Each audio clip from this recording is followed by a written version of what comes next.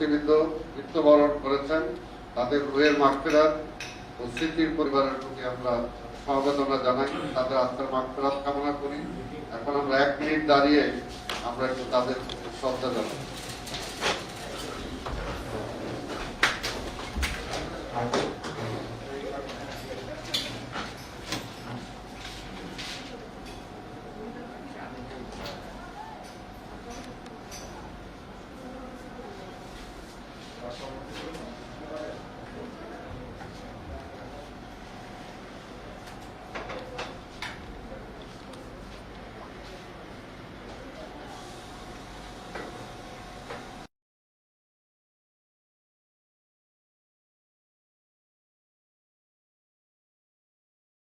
এখন আমি অনুরোধ করছি আজকের সভার সভাপতি ডক্টর খন্দকার মুস্তাফা। বিসমিল্লাহির রহমানির রহিম। বাংলাদেশ জাতীয়তাবাদী দল বিএনপির স্বাধীনতার সুবর্ণ জয়ন্তী উদযাপনের জাতীয় কমিটির আয়োজনে আজকে আমাদের এই কমিটির যে স্টিয়ারিং কমিটি এবং বিষয়ভিত্তিক কমিটি নেতৃবৃন্দের এই সভার সম্মানিত প্রধান অতিথি বাংলাদেশ জাতীয়তাবাদী দলের সংগ্রামী মহাসচিব মির্জা ফখরুল ইসলাম আলমগীর, আমার সহকর্মীবৃন্দ এবং সামনে উপবিষ্ট আমাদের এই সুবর্ণ জয়ন্তীর বিষয়ভিত্তিক কমিটির বিভিন্ন বিষয়ভিত্তিক কমিটির নেতৃবৃন্দ এবং সাংবাদিক ভাইরা, আসসালামু আলাইকুম। আমরা দীর্ঘদিন পরে করোনার এই সংক্রমণের একটা ভয়াবহতার মধ্যে আমাদের অনেকদিন যাবৎ আমাদের মধ্যে কোনো যোগাযোগ বা মত বিনিময় হয়নি। অনেকদিন পরে আমরা আজকে এখানে সমবেত হয়েছি। আপনারা জানেন যে আমরা এই সুবর্ণ জয়ন্তী উৎসব সারা বছর পালন করার জন্য আমরা সারা বছরের একটা খসড়া পরিকল্পনা গ্রহণ করেছিলাম এবং আমরা প্রেস ব্রিফিংয়ের মাধ্যমে 31শে মার্চ 2021 পর্যন্ত 1 মার্চ থেকে 1 মাসের জন্য আমরা আমাদের কর্মসূচি ঘোষণা করে আমরা 1 মার্চে এই সুবর্ণ জয়ন্তী উৎসবের শুভ উদ্বোধনী আমরা অনুষ্ঠান করেছি।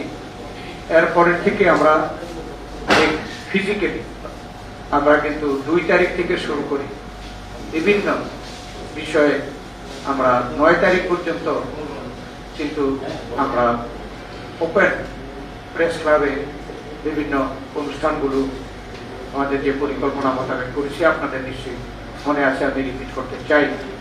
তারপরে যখন করোনার ভয়াবহতা বৃদ্ধি পেল তখন যখন সবকিছু বন্ধ হয়ে গেল আমরাও আমাদের যে কর্মসূচি সেটাকে স্থগিত করলাম।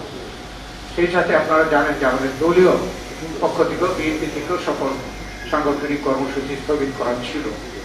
এখন করোনা পরিস্থিতি ক্রমান্বয়ে উন্নতির দিকে এবং সবকিছু খুলে গেছে, তাই আমরা মনে করেছি যে আমাদের যে প্রোগ্রামগুলো আমরা করতে পারিনি এই সময়ের মধ্যে এবং আমাদের যে ভবিষ্যৎ যে কর্মসূচিগুলো আমাদের নেওয়া দরকার এ ব্যাপারে আমরা পরামর্শ করে আবার শুরু করা দরকার। আমাদের স্থায়ী কমিটিতে আমাদের ভারপ্রাপ্ত চেয়ারম্যান তারেক রহমানের সভাপতিত্বে স্থায়ী কমিটিতে এই বিষয়টি আলোচনা হয়েছে এবং আমাদেরকে নির্দেশ দেওয়া হয়েছে বা অনুরোধ করা হয়েছে যে আমরা যাতে করে সুবর্ণ জয়ন্তীর এই যে গৃহীত পদক্ষেপগুলো যেগুলো আমরা করতে পারিনি এবং যেগুলো আমাদের করার পরিকল্পনা আছে সেগুলো যেন আমরা শুরু করি। এই জন্য যে আমরা 1 মার্চ থেকে যে কয়দিন আমরা আমাদের এই পরিকল্পনা অনুযায়ী কর্মসূচিগুলো পালন করতে পেরেছিলাম সেই কর্মসূচির মাধ্যমে দেশে বিদেশে একটা বিশাল সাড়া পড়েছিল। যে আমাদের যে প্রাথমিক যে ঘোষণা ছিল যে বাংলাদেশের মুক্তিযুদ্ধ এবং বিগত বাংলাদেশের 50 বছরের উল্লেখযোগ্য ঘটনাগুলি আমরা সঠিক তথ্য আমরা জনগণের কাছে এই প্রজন্মের কাছে তুলে ধরব। আমরা যে কয়টি প্রোগ্রাম আমরা করেছি সেই প্রোগ্রামের মাধ্যমে আমরা সত্যিকার ইতিহাস তুলে ধরতে পেরেছি এবং এটা সারা দেশে দেশে বিদেশে এটা কিন্তু শুধু আমাদের দলীয় না জনগণ সাধারণ মানুষের মধ্যে এপ্রিসিয়েশন পেয়েছি, বেশ এটা আলোড়ন সৃষ্টি করেছে। কেননা আমরা কারো বিরুদ্ধে কোনো অপবাদ দেওয়া বা কারো কোনো কুৎসা করার জন্য আমাদের এই পরিকল্পনা ছিল না, বা কোনো আমাদের কর্মসূচিগুলো ছিল না। শুধু ছিল যে সত্যিকারের ইতিহাসকে তুলে ধরা। যেমন মুক্তিযুদ্ধের ইতিহাস নিয়ে বর্তমানে যারা সরকারে তারা গায়ের জোরে ক্ষমতায় থাকার জন্য এই মুক্তিযুদ্ধের ইতিহাসকে বিকৃত করছে। আমাদের দলের প্রতিষ্ঠাতা শহীদ প্রেসিডেন্ট জিয়াউর রহমান বীর উত্তমের বিরুদ্ধেও নানা ধরনের কুৎসা রটনা করছে, এমনকি তার খেতাব কেড়ে নেওয়ার ষড়যন্ত্র করছে। আমাদের এই 50 বছরের যে ইতিহাস, বিশেষ করে মুক্তিযুদ্ধের যে মূল যে আমাদের আকাঙ্ক্ষা ছিল গণতন্ত্রকে, এই আওয়ামী লীগ 75-এ হত্যা করেছে। এই আওয়ামী লীগ আবার এই ভোট ডাকাতির মাধ্যমে, মধ্যরাতের ভোট ডাকাতির মাধ্যমে গণতন্ত্রকে হত্যা করেছে, মানুষের ভোটের অধিকার কেড়ে নিয়েছে। এইসব কথাগুলো, প্রকৃত ইতিহাসগুলো তুলে ধরার জন্য আমরা যে প্রোগ্রাম গ্রহণ করেছি এবং যেটুকু আমরা করতে পেরেছি এটা মানুষের কাছে সমাদৃত হয়েছে। সেই জন্যে আমরা আজকে আপনাদেরকে আহ্বান জানিয়েছি যে আমরা পুনরায় আমাদের পরিকল্পনা মোতাবেক আবার আমরা কাজগুলো শুরু করা। এখানে উল্লেখযোগ্য যে আমরা দেখেছি যে আমরা যখন এই আমাদের সুবর্ণ জয়ন্তীর কিছু প্রোগ্রাম যখন আমরা পালন করলাম এবং আমাদের বক্তব্য, অর্থাৎ আমাদের বক্তব্য নয়, এটা সঠিক ইতিহাস যখন আমরা তুলে ধরলাম, তখন আমরা দেখতে পেলাম যে বর্তমান যে স্বৈরাচারী শাসক তাদের গাত্রদাহ শুরু হলো। এবং তারপরে আপনারা জানেন যে নানাভাবে আরো তারা অ্যাগ্রেসিভ হয়ে নানা ধরনের এই ইতিহাস বিকৃতি এবং আমাদের দলের প্রতিষ্ঠাতা মুক্তিযুদ্ধের সেই মহানায়ক, স্বাধীনতার ঘোষক শহীদ প্রেসিডেন্ট জিয়াউর রহমান থেকে শুরু করে আমাদের নেত্রী বেগম খালেদা জিয়া এবং আজকে আমাদের ভারপ্রাপ্ত চেয়ারম্যান তারেক রহমান এই জিয়া পরিবারের বিরুদ্ধে বিভিন্ন রকমের যে উস্কানিমূলক বিভিন্ন রকমের মিথ্যাচার আরো বেশি শুরু হয়ে গেল। এবং আমরা মনে করি যে আমরা সত্য কথা বলে যে আমরা ইতিবাচক রাজনীতিটা এর মধ্যে প্রতিষ্ঠা করতে পেরেছি, সেই জন্যই সরকারের পক্ষ থেকে এই প্রতিক্রিয়াটা হচ্ছে। তো আমরা মনে করি যে এই চেষ্টাটা আমাদের অব্যাহত রাখা দরকার। কেননা যে দেশের মানুষ সত্যিকার ইতিহাস জানে না, সেই দেশ কখনো টেকসইভাবে উন্নয়ন করতে পারে না। এই জন্যই আমাদের দায়িত্ব যে আমরা যাতে করে সত্য কথাটা বলি। যেমন গণতন্ত্রের ব্যাপারে আজকে সরকার, গায়ের জোরের সরকার, ভোট ডাকাতির সরকার, মধ্যরাতের ভোট ডাকাতির সরকার, তারাও এখন বলে দেশ নাকি গণতন্ত্র আছে। এই যে গণতন্ত্র নেই, এই সত্য কথাটা অবশ্যই আমাদেরকে বলতে হবে। আর এই গণতন্ত্র যে নেই, মানুষের ভোটের অধিকার নেই, তাই ফিরিয়ে দিতে হলে আসলে বাংলাদেশ জাতীয়তাবাদী দলকে দিতে হবে। কেননা তারা বারবার গণতন্ত্র হত্যা করেছে, বাকশাল করে গণতন্ত্র হত্যা করেছে, বিগত নির্বাচনে মধ্যরাতে ভোট ডাকাতি করে গণতন্ত্রকে তারা ব্যাহত করেছে। আর বাংলাদেশ জাতীয়তাবাদী দলের প্রতিষ্ঠাতা শহীদ প্রেসিডেন্ট জিয়াউর রহমান বাকশাল থেকে দেশে বহুদলীয় গণতন্ত্র প্রতিষ্ঠা করেছেন। আমাদের নেত্রী দেশনেত্রী বেগম খালেদা জিয়া স্বৈরাচারের এরশাদের হাত থেকে দেশকে রক্ষা করে এদেশে সংসদীয় গণতন্ত্র প্রতিষ্ঠা করেছেন। এবং যাতে করে প্রত্যেকটি নির্বাচন নিরপেক্ষ, সুষ্ঠু এবং সকলের অংশগ্রহণে হয়, কারো কোনো প্রশ্ন না থাকে, সেই জন্য সংবিধানে আমাদের নেত্রী দেশনেত্রী বেগম খালেদা জিয়া সংবিধানে তত্ত্বাবধায়ক সরকার, নির্বাচনকালীন তত্ত্বাবধায়ক সরকার প্রবর্তন করেছিলেন। এগুলো বর্তমান সরকার যে এইগুলো বাদ দিয়ে এই তত্ত্বাবধায়ক সরকার বাতিল করে আজকে যে নির্বাচন দিয়ে যে একটা প্রহসন, নির্বাচনকে প্রহসনের সৃষ্টি করেছে, মানুষ যে এই ভোটের প্রতি আস্থা হারিয়ে ফেলেছে, এই সত্যগুলো আমাদেরকে জাতির সামনে তুলে ধরা দরকার। এবং এটা তুলে ধরলেই তার কি সমাধান হবে, সেই সমাধান জনগণ থেকে শুরু করে সর্বমহলে সেই সমাধানের কথা চিন্তা হবে। এবং সেই সমাধানটা বাংলাদেশে হওয়া দরকার। এবং সেই সমাধান কি হবে সে ব্যাপারেও আমরা জনগণকে উৎসাহিত করতে পারবো, জনগণকে সম্পৃক্ত হওয়ার জন্য তাদেরকে আহ্বান জানাতে পারবো। এই লক্ষ্যগুলো রেখেই আমরা এই সুবর্ণ জয়ন্তীর অনুষ্ঠান শুরু করেছিলাম।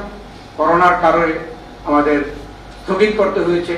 আমরা এখন থেকে সেই আবার 26শে মার্চ পর্যন্ত এই সময়টায় আমরা যে প্রোগ্রামগুলো আমরা গ্রহণ করব, সেই প্রোগ্রামগুলো আমাদের পরিকল্পনা নতুন করে করার জন্য আজকে আমরা বসেছি। আপনারা জানেন যে এই সরাসরি আমরা 9 মার্চ পর্যন্ত করতে পেরেছিলাম। এরপরে যে বিষয়গুলো যে আমাদের বিভিন্ন কি করে বিষয়ে, যেমন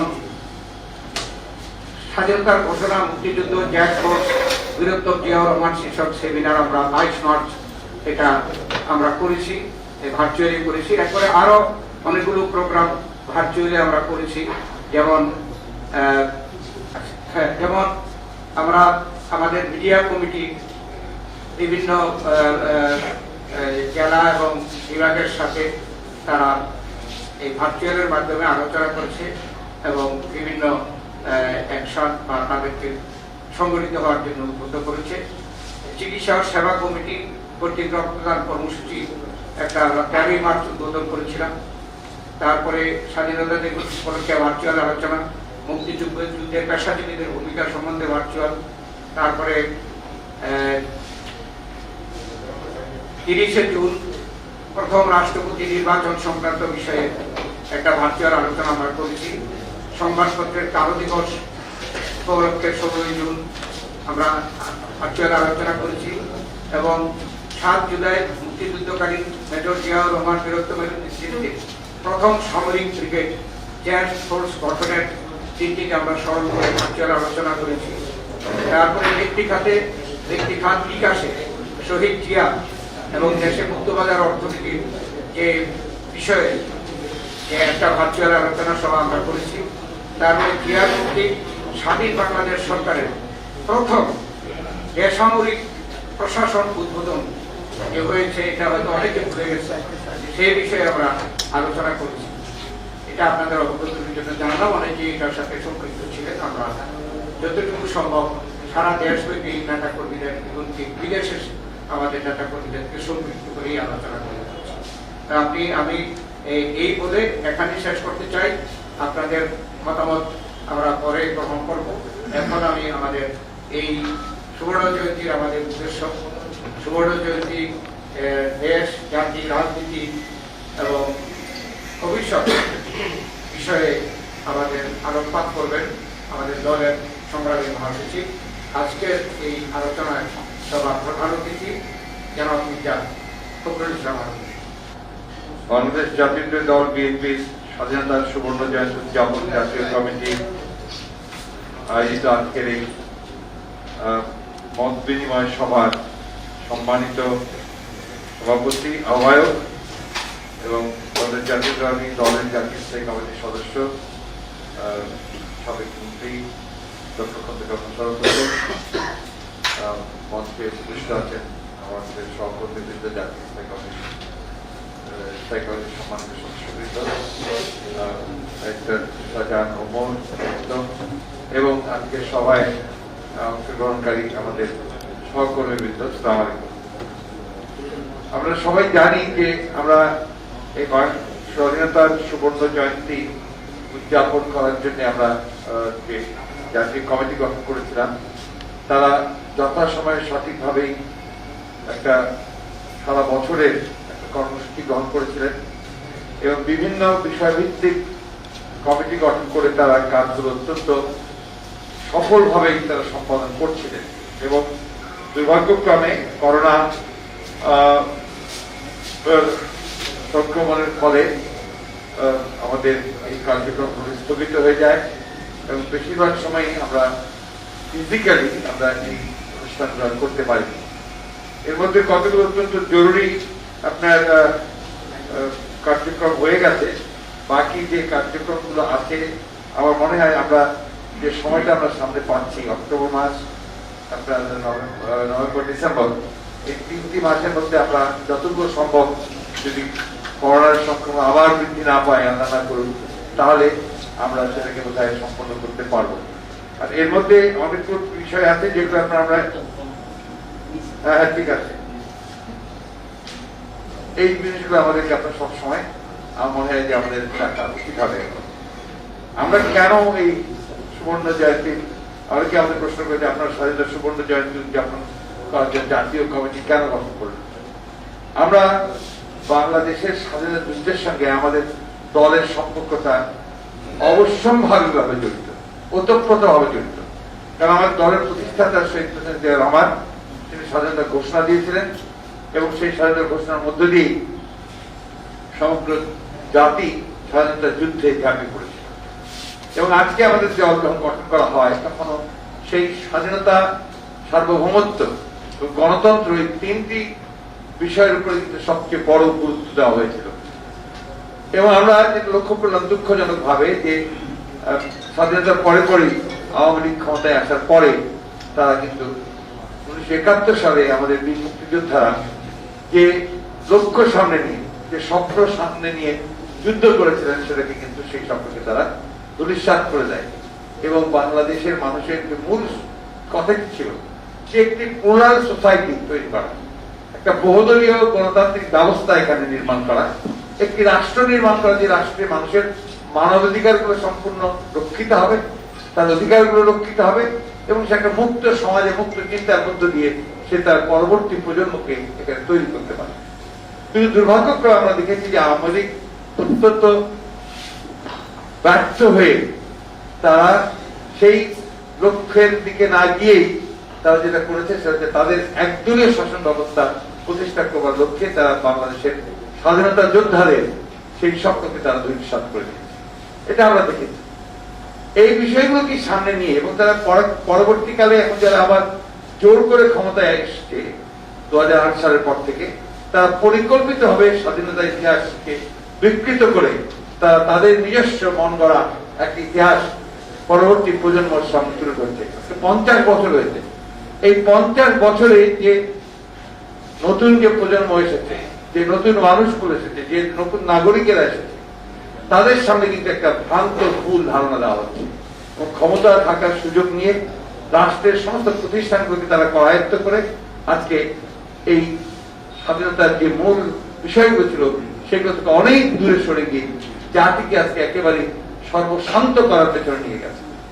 আওয়ামী লীগের কারণ কি হচ্ছে? এটা একমাত্র আসলে আওয়ামী লীগের রাজনৈতিক ভাবে আওয়ামী লীগ সম্পূর্ণ দেউলিয়া হয়ে গেছে, যে কারণে আজকে সে স্বাধীনতার যুদ্ধের ইতিহাসকে পর্যন্ত বিকৃত করছে। আজকে আমরা দেখেছি, লক্ষ্য করেছি যে স্বাধীনতার ঘোষক শহীদ প্রেসিডেন্ট জিয়া রহমান সাহেব সম্পর্কে তারা যে সমস্ত কটূক্তি করে, যে সমস্ত কথা বলে, যেগুলোর সঙ্গে সত্যের কোনো মিলই নেই এবং সেটা জাতিকে তারা বিভ্রান্ত করার চেষ্টা করে।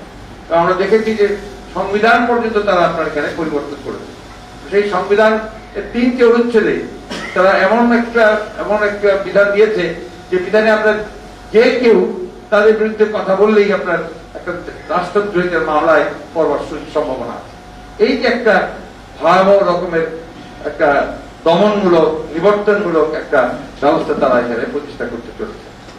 প্রিয় সহকর্মীবৃন্দ, আমাদের দায়িত্বশীল রাজনৈতিক দল হিসেবে আমাদের দায়িত্ব হিসেবে আমরা যেটা নিয়েছি যে আমরা একটা সত্যিকার অর্থেই যেন সত্য ইতিহাস জনগণের সামনে তুলে ধরা যায়, পরবর্তী প্রজন্মের সামনে তুলে ধরা যায়, সেই দায়িত্বটুকু আমরা পালন করছি। আমাদের ডক্টর মোশাররফ প্রথমেই বলেছেন যে আমরা কারো যদি উৎসাহ করতে চাই, আমরা কি ঘটেছে সত্য ঘটনাগুলো সেগুলোই আমরা তুলে ধরতে চাই জাতির সামনে। শহীদ প্রেসিডেন্ট জিয়া রহমান সাহেবের ঘোষণা, এমন একজন মানুষ নেই বাংলাদেশে 1971 সালে সেই 26-27 মার্চে যখন তারা শহীদ প্রেসিডেন্ট জিয়া রহমানের স্বাধীনতার যুদ্ধের ঘোষণাটা শোনেননি। যারা আমরা সেই সময় ছিলাম, বেঁচে ছিলাম, যুবক ছিলাম, বৃদ্ধ ছিলাম, যারাই দেখি, এবং এটা প্রতিটি ক্ষেত্রে এটা আপনার বই বলুন, গবেষণা বলুন, সবখানি এই সত্যটা উপরে এখানেই তারা বিকৃত করতে চায়। এরপরে বিকৃত করতে চায়, দেখেছেন যে উনি যুদ্ধ করেছেন কিনা, উনি অধিনায়ক ছিলেন না কমান্ডার ছিলেন, এটা নিয়েও তারা প্রশ্ন তোলে। এখানে বোঝা যায় যে তারা কতটা বিকৃত ভাবে আপনার মানুষের সামনে বিষয়গুলোকে বিতর্কিত করতে চায়। আমরা এটাকে সাকসেসফুলি আমার মনে হয় যে আমরা এই জায়গাটাতে একটা আসতে পেরেছি। আমরা ভবিষ্যৎ প্রজন্মের কাছে, জনগণের কাছে এই কথাটা আমাদের যে কয়েকটি প্রোগ্রাম আমরা করতে পেরেছি তার মধ্যে কিন্তু এই কথাটা আমরা আনতে পেরেছি। এখানে এখন যে অবস্থায় আমরা আছি, একটা ভয়াবহ দুঃসময়ের মধ্যে আমরা আছি, এই কথা আমি সবসময় বলতে হয় আমাকে। এটা কিন্তু বিএনপির সংকট নয়, এই সংকটটা আজকে সংকট জাতির সংকট। 1971 সালে যে জাতি নির্মাণ করার স্বপ্ন আমরা দেখেছিলাম, সেই জাতিকে একেবারে আজকে ধ্বংসের দ্বারগোড়ায় নিয়ে গেছে। আমাদের যে স্বপ্ন ছিল একটা গণতান্ত্রিক রাষ্ট্র ব্যবস্থা, সেটাকে তারা ধ্বংস করে দিয়েছে। এখানে প্লুরালিজম বলতে আর কিচ্ছু নেই, একটা মুখোশ আছে, একটা আপনার আবরণ আছে গণতন্ত্রের, সে আবরণের ভেতরে কিন্তু পুরোপুরি একদলীয় একটা ব্যবস্থা চলছে এবং একটা ভয় ভীতি সংস্কৃতি এমন ভাবে তৈরি হয়েছে যে এখন কথা বলতে কেউ ভয় পায়, লিখতে ভয় পান, সাংবাদিকরা লিখতে ভয় পান।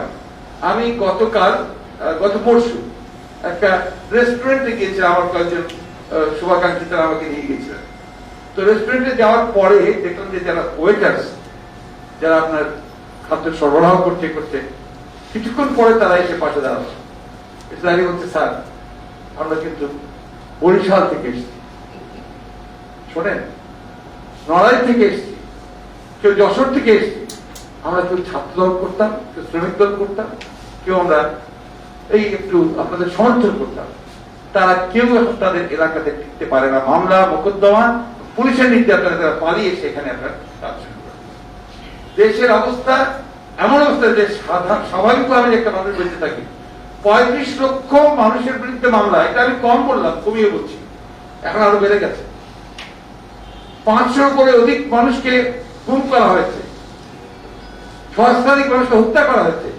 এটাকে একটা গণতান্ত্রিক রাষ্ট্র বলা যাবে, পরিবেশ বলা যাবে না। এই কথাগুলো আমাদেরকে আরো জোরে বলতে হবে, আরো সবাইকে জানাতে হবে। এদের হাতে দেশ যে নিরাপদ নয়, রাষ্ট্র যে নিরাপদ নয়, এই কথাটা আমাদেরকে পুরোপুরিভাবে সবকে জানাতে হবে। আমি বক্তব্য বেশি রাখতে চাই না, বক্তব্য সুযোগও নেই। এরা অর্থনীতিকে ধ্বংস করেছে, এরা আজকে পুরোপুরি ভাবে একটা লুটেরা অর্থনীতি তৈরি করেছে, এরা পুরোপুরি ভাবে একটা লুটেরা সমাজ তৈরি করছে। এবং কি অবস্থা দেখেন, করোনার কারণে মানুষের অর্থনৈতিক অবস্থা এত খারাপ হয়ে গেছে।